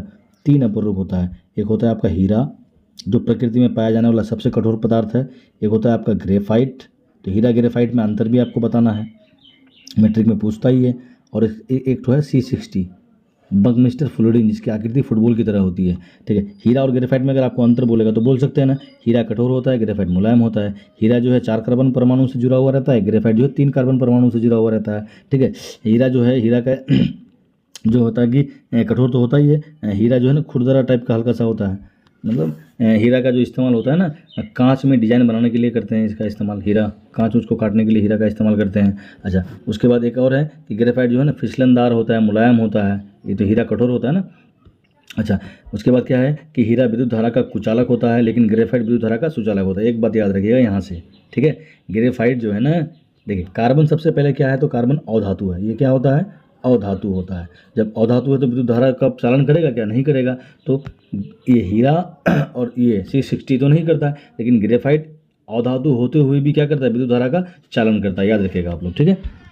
मतलब कौन ऐसा अधातु है जो विद्युत धारा का चालन करता है? तो वो क्या है? हमारा ग्रेफाइट। और ग्रेफाइट का मतलब देखें आप लोग, पेंसिल जो है, पेंसिल का जो काला काला रहता है, जो कटर से हम लोग छीलने के बाद जो काला काला चीज़ जिससे हम लोग कॉपी में लिखते हैं, वही जो काला काला शीशा है ना, नोक है ना, उसको ही हम लोग बोलते हैं ग्रेफाइट। ठीक है। चलिए आगे बढ़ते हैं। अगला प्रश्न है 25 नंबर प्रश्न। मानव में सब क्या है? मानव शरीर में सबसे बड़ा पाचन ग्रंथि कौन सा है? तो सबसे बड़ा पाचन ग्रंथि कौन सा है? क्या है? मानव शरीर में सबसे बड़ा पाचन ग्रंथि। देखिए, सबसे बड़ा पाचन ग्रंथि बोले या सबसे बड़ी ग्रंथि बोले तब भी यकृत है। ठीक है। सबसे बड़ी ग्रंथि क्या है? यकृत है। याद रखिएगा। ठीक है ना। अच्छा, उसके बाद अग्नाशय के बारे में हम लोग पढ़ लिए। इंसुलिन हार्मोन का स्राव करता है। अमाशय में देखें हम लोग HCl अम्ल पाया जाता है। ठीक है। लाल ग्रंथि क्या करता है? भोजन को मिला करके मुलायम बनाने का काम करता है। चलिए आगे बढ़ते हैं साथियों। थोड़ा तेज़ी से इसलिए चलेंगे, 40 प्रश्न हैं और मुझे जाना भी है कहीं। मानव शरीर का संतुलन किससे नियंत्रित है? मानव शरीर का जो संतुलन है वो कौन सा मस्तिष्क का भाग करता है? थोड़ा अगर मस्तिष्क में होता है ना, 3 हिस्सा होता है, अग्र मस्तिष्क, मध्य मस्तिष्क और प्रमस्तिष्क। ठीक है। अग्र मस्तिष्क, मध्य मस्तिष्क और पश्चिम मस्तिष्क होता है। ठीक है। तो मानव शरीर का संतुलन का काम कौन करता है? मस्तिष्क का सेरिब्रम करता है या सेरिबेलम करता है या कौन करता है? बताइए आप लोग, कौन सा भाग जो है कौन? तो क्या आंसर होगा इसका? मानव शरीर का संतुलन किससे संबंधित होता है? तो सेरिबेलम के द्वारा होता है, मतलब अनुमस्तिष्क के द्वारा। यहाँ पे हिंदी में लिखा हुआ है अनुमस्तिष्क के द्वारा। ठीक है। अनुमस्तिष्क। जो देखते हैं कोई व्यक्ति दारू वगैरह अगर पीता है तो ये सेरिबेलम काम करना बंद कर देता है। सेरिबेलम जो है काम करना क्या कर देता है? बंद कर देता है, और लड़खड़ा के चलता है। ठीक है। ये सेरिबेलम। ठीक। मस्तिष्क से रिलेटेड एक वीडियो लेकर के आएंगे कंप्लीट। ठीक है। उसमें आप लोग देखिएगा तो आपको पूरा मतलब जानकारी प्राप्त हो जाएगा। चलिए आगे बढ़ते हैं हम लोग। थोड़ा तेज़ी से जरा जाना पड़ा। मानव का वैज्ञानिक नाम क्या है? सिंपल सा सवाल है। मानव का वैज्ञानिक नाम क्या है? होमो सेपियंस। होमो सेपियंस, ये वाला ऑप्शन हो जाएगा। ठीक है। चलिए आगे बढ़ते हैं। 1 किलोवाट घंटा बराबर कितना होता है? 1 किलोवाट घंटा बराबर कितना होता है? तो 1 किलोवाट घंटा बराबर क्या होगा? 36,000 जूल होता है ना, 3600 जूल। 3600 जूल 1 किलोवाट घंटा। 1 किलोवाट घंटा बराबर कितना होगा? 3.6 × 10⁻⁶ जूल। अच्छा, ये पॉइंट अगर नहीं हटाएगा तो ये वाला ऑप्शन हो जाएगा, ये वाला ऑप्शन। ठीक है। ध्यान रखिएगा आप लोग। चलिए आगे बढ़ते हैं। अगला सवाल में 29 नंबर सवाल है। फ्यूज तार किस सिद्धांत पर कार्य करता है? तो देखिए, फ्यूज तार हो या आपका टेस्टोस्टर हो या आपका विद्युत इस्त्री हो या विद्युत हीटर हो, ये सब जो है ना किस प्रभाव पर काम करता है? विद्युत धारा का उष्मीय प्रभाव पर काम करता है। क्या ये जो है ना, या टंगस्टन हो, विद्युत बल्ब का जो टंगस्टन होता है वो भी उष्मीय प्रभाव पर काम करता है। ये क्या होता है कि अधिक उष्मा को सहन कर सकता है। ठीक है। और सहन करके क्या करता है? रोशनी देता है। तो फ्यूज के बारे में तो आप जानते ही हैं, फ्यूज जो है कितना ज़रूरी है हमारे घरेलू विद्युत धारा के लिए। तो फ्यूज क्या करता है कि बहुत अधिक मात्रा में विद्युत धारा आ जाएगा ना, ये काफ़ी खुद टूट करके पिघल जाता है। और घर के सामान को जलने से क्या करता है, बचा लेता है। एक सवाल आपके लिए है कि फ्यूज जो है, विद्युत फ्यूज जो है, ये जो है विद्युत फ्यूज किसका मिश्र धातु है, मतलब किन किन धातुओं से मिलकर बना है। फ्यूज किसका मिश्र धातु है, किस किस से मिलकर के बना है, याद बताना है आपको, किसका मिश्र धातु है। तो मिश्र धातु है ही, लेकिन किस किस से मिलकर के बना हुआ है हमारा फ्यूज। ये आपका ऑप्शन है, कमेंट में आप बताइए हमको, ये आपका सवाल है, कमेंट में आप बताइए कि फ्यूज जो है किसका मिश्र धातु है, किस किस से मिलकर के बना है फ्यूज। ठीक है, चलिए आगे बढ़ते हैं। 220 वोल्ट के परिपथ, ठीक है, 220 वोल्ट के परिपथ में 100,000 वाट का हीटर लगाने पर खुली गई धारा क्या होगा। सिंपल सा सवाल है। P बराबर क्या हो जाएगा आपका, P बराबर क्या होता है, W/V होता है। ठीक है, तो यहाँ आ जाएगा 4.5, काट दीजिएगा अगर ना, तो मतलब 1000, साफ से बनाते हैं। ठीक है, देखिए 1000/220 काटो तो कितना आ जाएगा, यहाँ पे काटेंगे तो 11 आ जाएगा, यहाँ पे कितना आ जाएगा, 50 आ जाएगा। इसको काटेगा तो 11×44, 11×44, 6 बचेगा, 11×5 = 55, लगभग इतना होगा। ठीक है, अच्छा उसके बाद क्या निकालना है हम यहीं पर देखिए एक फॉर्मूला होता है, क्या फॉर्मूला है, P बराबर होता है VI। ठीक है, तो P कितना आया था, 4.5। अच्छा V कितना है मेरा, V जो है 220 वोल्ट है, तो यहाँ पे 220, तो इसको अगर हम लोग देखते हैं तो कितना हो जाएगा, 220 है तो 45 × 100 और बटा में कितना हो जाएगा हमारा 22। ठीक, इसको अगर काटना है 22 दूना 44, लगभग 2.5 एम्पीयर के आसपास होगा। इसको काट दीजिएंगे ना तो लगभग कितना हो जाएगा हमारा, 2.5 एम्पीयर हो जाएगा। ठीक है, चलते हैं अगले प्रश्न की तरफ बढ़ते हैं हम लोग। 31, पौधों में जल का परिवहन कौन करता है। ठीक है, तो देखिए दो चीज़ होता है, एक होता है जल और एक होता है क्या, भोजन। एक होता है जल, तो जल का क्या करता है, जाइलम, याद रखिएगा आप लोग, जल का परिवहन कौन करता है भाई, जाइलम करता है। और एक क्या होता है हमारा, भोजन, तो भोजन को फूड से याद रखिएगा, फूड, तो F से फूड और F से फ्लोएम, ये याद रखिएगा। ठीक है ना, फ्लोएम। ठीक, तो जल का कौन वहन करता है, जाइलम, और भोजन का कौन करता है, फ्लोएम, ये बात याद रखिएगा। ठीक है, चलिए आगे बढ़ते हैं अगले सवाल की तरफ। डायबिटीज किस अंग से संबंधित है। जो डायबिटीज़ होता है, जिसको हम लोग शुगर का बीमारी बोलते हैं ना, तो वो अग्नाशय से है। और अग्नाशय से कौन सा हार्मोन निकलता है, इंसुलिन हार्मोन निकलता है। अगर इंसुलिन हार्मोन नहीं निकलेगा तो रक्त में क्या होगा कि भैया शर्करा स्तर बढ़ जाएगा, शुगर लेवल बढ़ जाएगा। ठीक है, जिसको हम लोग बोलते हैं आम भाषा में डायबिटीज़ कहते हैं। ठीक है, चलिए अगले प्रश्न की तरफ बढ़ते हैं। मानव में लिंग निर्धारण जो है कि कोई अगर है माता पिता, तो उसका जो औलाद होगा, संतान होगा, वो बेटा होगा कि बेटी होगा, इसका निर्धारण जो है कौन करता है, तो भैया वाई गुणसूत्र करता है। ठीक है, कौन सा गुणसूत्र, वाई गुणसूत्र। ये पिता से प्राप्त होता है, किससे प्राप्त होता है, पिता से। और पिता में जो है ना एक्स वाई गुणसूत्र भी होता है और एक्स गुणसूत्र भी होता है। ठीक है, और माता में जो है ना दोनों एक्स एक्स होता है। जो माता है उसमें क्या होता है, दोनों एक्स एक्स से होता है। ठीक है, उसमें एक्स ही होता है, एक्स होता है। ठीक है, अगर पिता से एक्स गुणसूत्र मिलेगा माता को तो बेटी होगा, और वाई मिलेगा तो क्या हो जाएगा हमारा, बेटा होगा। ठीक है, तो कौन सा लिंग निर्धारण करने के लिए, अगर ये देखिए एक्स गया तो बेटी हो जाएगा, तो सिंपल सी बात है, इसलिए उसको नहीं कहते हैं। वाई जाने से लिंग बदल जाएगा उसका। ठीक है, ये इसलिए लिंग निर्धारण किससे हो जाता है, वाई से होता है, याद रखिएगा आप लोग। चलिए 34 में प्लेटलेट्स का मुख्य कार्य क्या है। जो प्लेटलेट्स है उसका मुख्य कार्य क्या है, तो प्लेटलेट्स क्या करता है भैया, रक्त का थक्का बनाने का काम करता है। ठीक है, प्लेटलेट्स क्या करता है, रक्त का थक्का बनाने का काम करता है। ठीक है, और विटामिन के से भी रक्त का थक्का बनता है। ठीक, चलिए अगला 35 नंबर प्रश्न में चलते हैं हम लोग। 35 नंबर प्रश्न है, वायवीय शोषण का सामान्य सूत्र क्या है। तो वायवीय शोषण मतलब वायु की उपस्थिति में होता है। ठीक है, वायवीय शोषण किस में होता है, ये नहीं होगा, ये भी नहीं होगा। ठीक है, वायु की उपस्थिति में, इसमें तो वायु है ही नहीं, ये भी नहीं होगा, तो ये ऑप्शन नंबर ए हो जाएगा हमारा, वायु की उपस्थिति में। देखिए वायु की उपस्थिति में ऑक्सीजन है, और जो कुछ भी हम लोग खाते हैं वो ग्लूकोज में परिवर्तित हो जाता है। फिर ऑक्सीजन का उपस्थिति में क्या होता है कि उसका पाचन होता है, पाचन होने के बाद कार्बन डाइऑक्साइड बनता है, जल बनता है, और हमको क्या मिलता है, ऊर्जा मिलता है। तो वायवीय और अवायवीय शोषण में आपको अंतर को लेकर के ना बहुत सब 5-7 अंतर काफ़ी वीवीआई है, वो लेकर के आएंगे हम। ठीक है, चलिए अगले क्वेश्चन की तरफ बढ़ते हैं। जंग का रासायनिक सूत्र क्या होता है, जंग का होता है, जो जंग है उसका रासायनिक सूत्र क्या होता है, तो फेरिक ऑक्साइड होता है। क्या होता है, फेरिक ऑक्साइड, ये वाला ऑप्शन हो जाएगा, फेरिक ऑक्साइड। जंग का रासायनिक सूत्र क्या होता है, फेरिक ऑक्साइड। चलिए आगे बढ़ते हैं। 37 नंबर क्वेश्चन। 37 नंबर क्वेश्चन क्या है कि भैया ब्यूटेन का सामान्य सूत्र क्या होता है, ब्यूटेन, C4H10, ये हो गया ब्यूटेन का फॉर्मूला। ठीक है, इसको बोलते हैं LPG का मुख्य घटक। एलपीजी सिलेंडर जो हमारे गैस में घर में है ना, उसका मुख्य घटक कहते हैं। एलपीजी का मुख्य घटक, एलपीजी का मुख्य घटक क्या होता है? एलपीजी का मुख्य घटक, तो एलपीजी का मुख्य घटक होता है हमारा ब्यूटेन। ठीक है। अच्छा, एक सवाल और है हमारा कि ये जो एलपीजी सिलेंडर को हम, हमारे घर में एलपीजी सिलेंडर है, उसको जो हम लोग खोलते हैं, ऑन करते हैं ना, चालू करते हैं ना, तो उसमें से एक गंध आता है ना, तो वो गंध किसके कारण आता है? C2H5SH। ठीक है, इसके कारण गंध आता है, जिसको हम लोग बोलते हैं इथाइल मरकैप्टन। इथाइल मरकैप्टन लिख लीजिए आप लोग, इथाइल मरकैप्टन। ठीक है, ये C2H5SH, इसके कारण जो है ना, जो हमारे घर में सिलेंडर है उसको ऑन करते हैं तो एक दुर्गंध आती है, एक बदबू आती है ना, जिससे हमको पता चल जाता है कि गैस सिलेंडर खुला हुआ है कि बंद है। ठीक है, तो ये है इथाइल मरकैप्टन। ठीक है, चलिए अगला प्रश्न में बढ़ते हैं। 38 नंबर प्रश्न है, CHO जो है ना किस समूह का है? इसका ये कौन सा फंक्शनल ग्रुप है? तो ये एल्डिहाइड है। ठीक है, कौन सा है? एल्डिहाइड।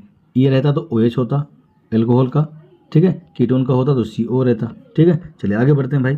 39 नंबर प्रश्न, मेंढक में श्वसन अंग क्या है? तो मेंढक और ट्रेकिया, केवल त्वचा से सांस लेता है, ये केवल त्वचा से। मेंढक और ट्रेकिया, अगर आपको बोले कि मेंढक और ट्रेकिया किस अंग से सांस लेता है, तो त्वचा से। मानव तो है फेफड़ा से सांस लेता है, मछली जो है गलफड़ा से सांस लेता है। ठीक है, ठीक है, तो मेंढक किससे लेता है? मेंढक और ट्रेकिया किससे सांस लेता है भाई? तो केवल त्वचा से सांस लेता है। चलिए आज का अंतिम प्रश्न है साथियों, थोड़ा इधर लास्ट में तेजी भाग गए हम क्योंकि थोड़ा लंबा हो रहा था वीडियो। ठीक है, रक्तचाप मापने के लिए, ब्लड प्रेशर को मापने के लिए कौन सा यंत्र का प्रयोग करते हैं? तो स्फिग्मोमैनोमीटर। रक्तचाप मापने के लिए किसका इस्तेमाल करते हैं? स्फिग्मोमैनोमीटर का करते हैं। और रक्तचाप का मान कितना होता है? 120/80 होता है। ठीक है, 120/80। इसको संकुचन बोलते हैं, संकुचन दाब, और इसको प्रकुंचन दाब बोलते हैं, प्रकुंचन दाब, एग्जाम में आता है। ठीक है, अच्छा इसी को बोलते हैं शिथिलन। संकुचन को क्या बोलते हैं? शिथिलन। और इसको क्या बोलते हैं? अनुशिथिलन। इंग्लिश में बोलते हैं सिस्टोलिक, और इसको बोलते हैं डायसिस्टोलिक। ठीक है, चलिए साथियों आप लोग बताइएगा थोड़ा कि आप लोगों को कितना नंबर आया है कमेंट करके, और अपने साथियों के पास भी शेयर कीजिएगा वीडियो को अगर आप लोगों को अच्छा लगा हो तो। ठीक है, धन्यवाद साथियों।